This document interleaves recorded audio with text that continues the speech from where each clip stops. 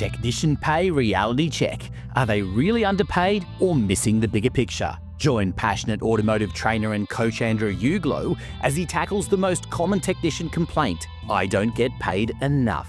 In this episode, you'll learn why comparing technician wages to other trades misses crucial context, how lifestyle choices impact financial perception, and discover practical strategies for addressing compensation concerns beyond just raising pay. Along the way, Andrew shares some great stories, including how a simple overtime test reveals whether it's really about the money and why teaching financial management might be more valuable than salary increases.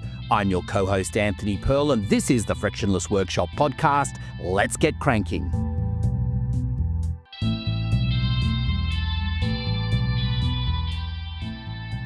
Andrew, welcome to another series of the podcast, and we've got a really interesting topic we're going to go through in this series in particular. But firstly, welcome. Thanks, Anthony. It's good to be recording another podcast again. It's a funny dynamic, isn't it? You think you've said everything, or maybe people think they've heard everything that you have to say, whichever way you look at it, and things emerge, things change, you come across new information, and it's like, well, actually, this would be really useful for people.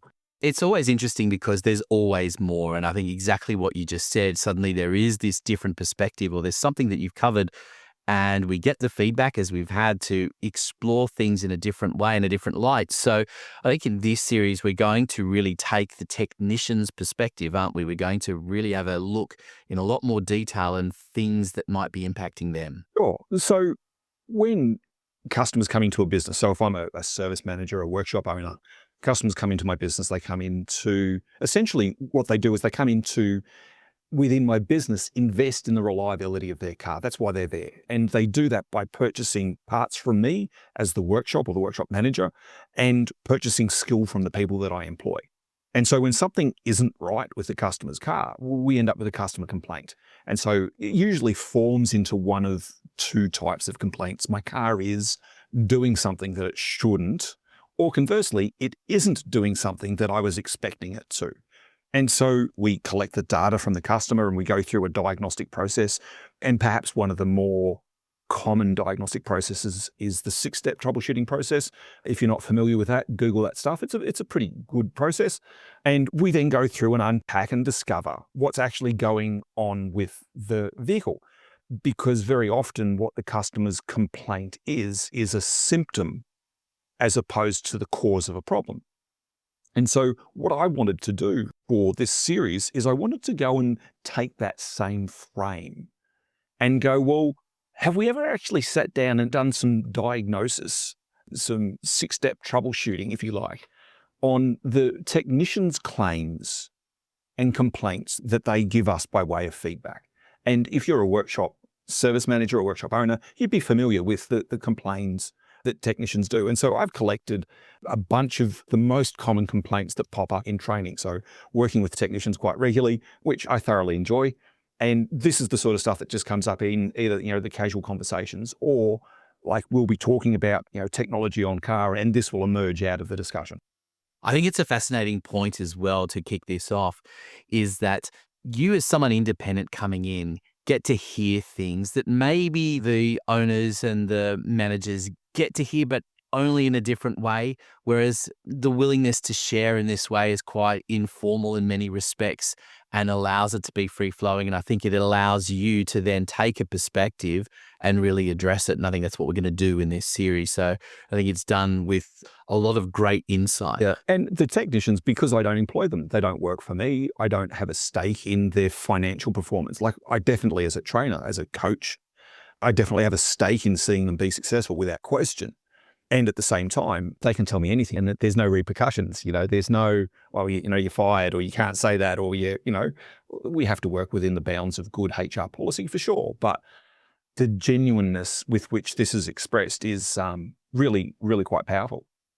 So without a further ado, we'll get into the first of the complaints, which is probably the one that I guess is the most obvious in many respects. Whether how true it is, let's explore some of this. They don't get paid enough. And I'm sure as a service manager or a workshop owner, you've had this technician comes to you and go, I want you to pay me more. And I certainly know my experience as a technician. I look at the metrics that I'm measured by. I look at my productivity, my efficiency, my profitability, if that's how I'm being tracked. And I go, actually, I'm doing really well. I'm worth more money. And so I approach the business and I go, well, I'm not getting paid enough. And that's a fairly heavy conversation, isn't it? And so I want to just put on my diagnostic hat as a trainer, as a technician coach, and go, well, okay, let's put on our thinking cap and go, well, are you not getting paid enough? Is that actually a thing? Or is there something more to this? Just like I would with a customer's concern. Customer says, my car's air conditioning isn't cold. Well, I go, well, okay, well, let's go and test to see whether the air conditioning's cold or not. It might be, and it might be something with the customer. The customer's not using it correctly, or they've got it set to, I don't know, something, and it's how it's applied versus what's actually happening. And so let's go and test this. I don't get paid enough. They don't pay me enough. I should be paid more money. These types of complaints. And the first question I want to ask is, well, what are you comparing that to? Because if you're comparing yourself to the CEO of Telstra, or, Anthony Albanese as the Prime Minister, well, sure, they get paid a whole lot more money. And how do you justify that comparison? Well, that's an interesting discussion. But what are you actually comparing it to? And so when we go and test this, and the first question that we look for when we're doing any diagnosis is this valid? Is it actually what the customer's complaining about? And is that a fault? So we go back to the idea, well, I'm not getting paid enough. Well, is that actually correct? Is it actually how you say it is? And is that a problem? And I'm going to go, well, it may or may not be how we say it is, but it's certainly a problem because now I'm getting feedback, right? Now I'm getting response from my technicians. And if I don't address the concern, it's the same as me not addressing a customer's concern. I'm going to lose the customer, right? So here I'm going to lose my tech. And the technicians are the heart and soul of a workshop. If you don't have good, productive technicians, how can you possibly be profitable? How can you satisfy customers? How can you do any of these outcomes that the business is built to do? So compared to what? And often, I don't know, we get the first comparison is with other trades. Well, compared to electricians, compared to plumbers, that's the first one. I'm going to argue that's a reasonably fair comparison. Like, I'm a trade, they're a trade. They're making more money than me. It's not fair. You should pay me more money at a surface level. Sorry, that's fair. The next one is by way of a comparison is, well, look at all the stuff I have to know. What's changed for plumbers in the last 50 years? We've gone from clay pipes to polyvolley PVC pipes, which is way easier and much less hard and quicker. And so they're even more efficient than they were. The adage goes, well, excrement still runs downhill. That hasn't changed. So why are plumbers making all this money? There's been a change in technology and how they do stuff, sure. Laser levels and all this sort of stuff. So I've got to know physics and chemistry and you pick a topic. I have to know it. Fluid dynamics, the list goes on. And why shouldn't I get paid more for knowing that? Of course, the other thing that usually doesn't come up for technicians is supply and demand. Yeah. That's an interesting one, isn't it? Is there a lot of them? Is there enough to actually justify, well, there's so few, we have to pay some of them more? Is it geographic as well? There's lots of things that come into that equation. Yeah. One of the automotive industry, I started in the automotive industry a fair time ago. I'm an automotive industry lifer. You could argue that I'm an automotive industry tragic. I've been in the industry longer than I care to admit, in excess of 30 years. And when I started, there was a skill shortage then. There was a lack of technicians then. There was a lack of apprentices then. We couldn't find good people then. And that's been the same problem. And if anything, it's intensified since. And so you go back to supply and demand. Well, okay, that's an issue. There's not enough supply, so the price should go up. Otherwise, they move elsewhere. But I still think we're dealing at a surface level and we haven't really got to the core of what's going on. Certainly, it's been my perspective that technicians are human like the rest of us, and the grass is always greener, isn't it, Anthony? We look on the other side of the fence and we go, "Poor, look at those people." I 80s tragic. I point to Mark Knopfler and Money for Nothing and the song. Look at all these people. Look at all the stuff that these rock stars get. That'd be the life, wouldn't it? And I think what we forget to consider, certainly as the technicians maybe don't give this sufficient thought, is that often the reason why the grass is greener is because there's more BS on that side of the fence. There's BS makes the grass green. There's more stuff to deal with and cope with. Not that technicians don't have a lot to deal with, not that we don't, as service management or workshop ownership, have a lot to wade through. But I'm concerned about the validity of the test. Now, there are some techs that are definitely underpaid, and I like the idea of paying people more, like taking money off the table, taking it out of the equation so that now we don't want the technicians just to work for our money. That would be a really enormous mistake and a really huge opportunity missed. Because if they just work for my money, I pay them more and they work for my money, and sooner or later there'll be another reason for a pay rise, there'll be another reason for a pay rise, and now we're into a challenge where it's not profitable. But I'm now relying on this technician because maybe they are good, maybe they are outstandingly efficient or profitable or whatever, and so it's never enough. And so I like the idea of having technicians not work for money, like pay them well without question, but don't have them work for your money. That's going down a level. They need to work for something other than money. Like, by all means incentivize, by all means pay well. That shouldn't be the reason that they're turning up for work, because that is playing at a really shallow level and it's playing a really dangerous game.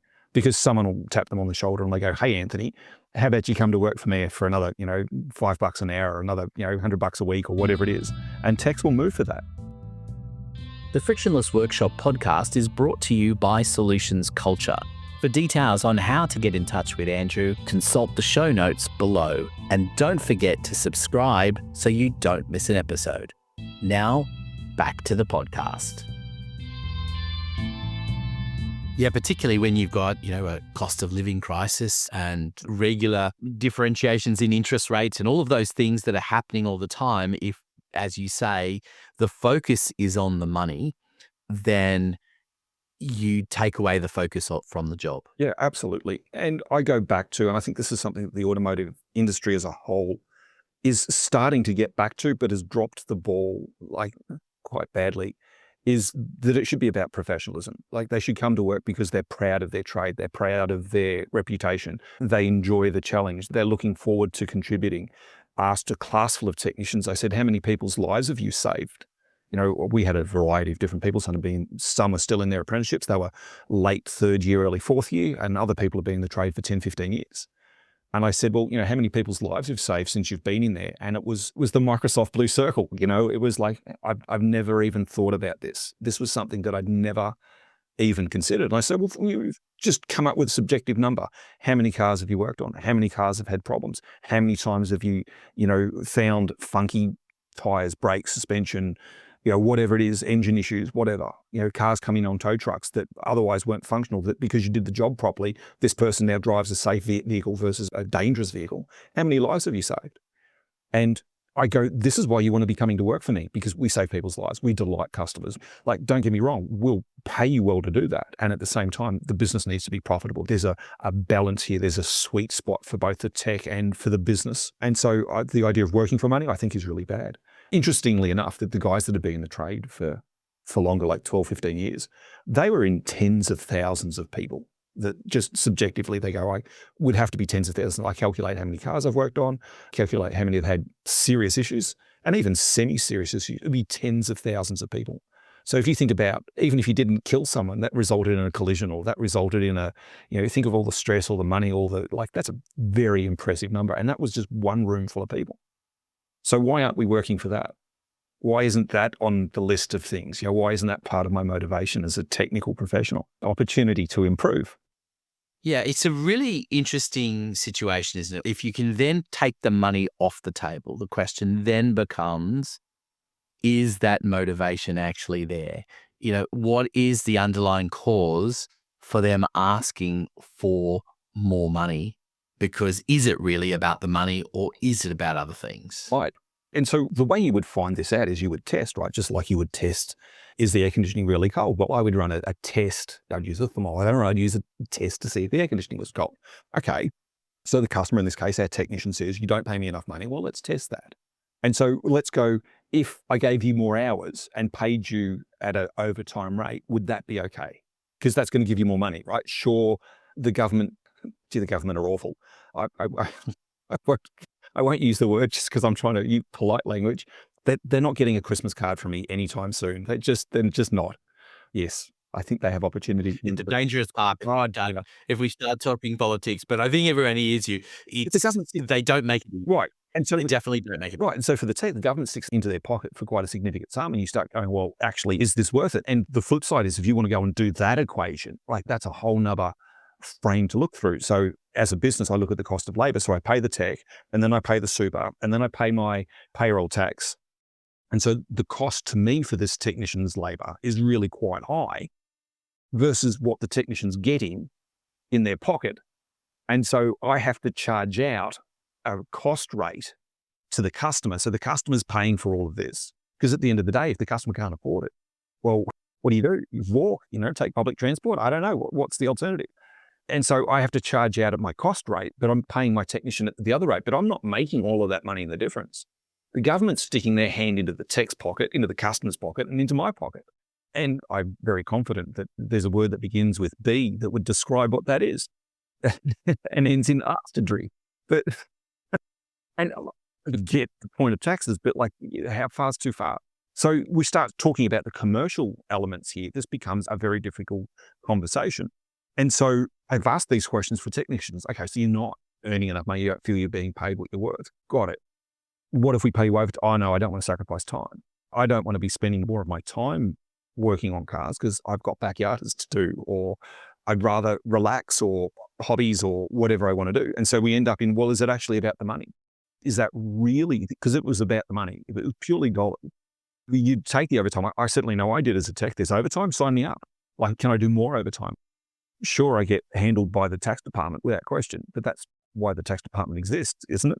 To handle people. At the same time, I end up with more money, and there's workarounds, there's ways and means, and we're not going to talk about that. There's formal and informal payments. There's all sorts of ways of doing this. But certainly what I see with the younger technicians is that it's, we talk about lifestyle versus pay versus overtime, and they're three competing tensions. Yeah, it's about the money, but it's not just the money. It's more complex than just the surface level complaint that we receive. And so some of the other things that I've tested, I've gone, well, you're earning this much money, where's it going? And that's an interesting conversation.